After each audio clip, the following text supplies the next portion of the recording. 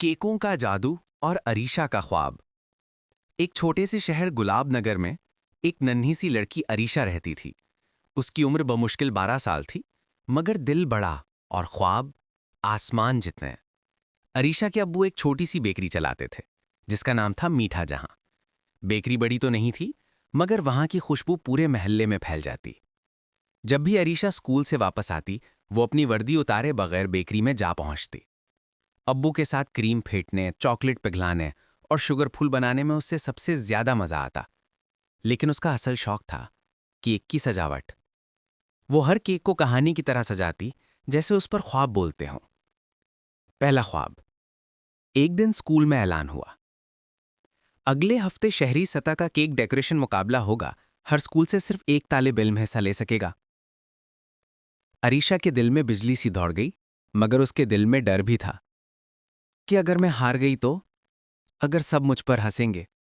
उसकी सबसे अच्छी दोस्त हन्ना ने कहा, अरीशा, तुम्हारे केक तो बोलते हैं, तुम जरूर जीतोगी।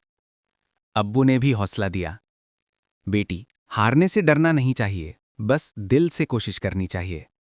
और बस, अरीशा ने फैसला कर लिया, वो सबसे खूबसूरत, सबसे अलग केक बनाएगी। तैयारी का हफ्ता।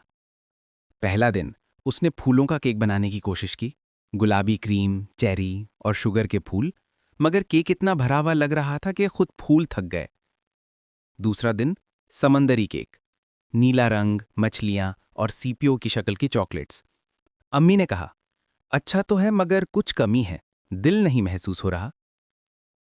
तीसरा दिन अरीशा थक गई। उसने सोचा कुछ देर बाहर जाके हवा ले आती हूं। शाम ढल रही थी, आसमान पर बादल तैर रहे थे। सुनहरी किरणों ने बादलों को गुलाबी बना दिया था। उसी वक्त एक तितली उड़ती हुई आई और करीब बैठ गई। अरीशा मुस्कुरा दी, क्या हो अगर मेरा केक आसमान और तितलियों जैसा हो। मुकाबले का दिन। सुबह सवेरे वो उठ गई। अम्मी ने दुआ दी, अब्बू ने बेटी की पेशानी चूमी। अरीशा ने आसमान जैसा नीला केक बनाया, उस पर सफेद बादल क्रीम से बनाए, छोटे चॉकलेट के सितारे लगाए और ऊपर शुगर से चमकती सुनहरी तितली रखी। जब वो मुकाबले के हॉल में दाखिल हुई, वहां बड़े बड़े केक थे। किसी ने कला बनाया था, किसी ने दिल की शक्ल, किसी ने फूलों का बाग। अरीशा का दिल धड़क रहा था, मगर उसने हिम्मत नहीं हारी।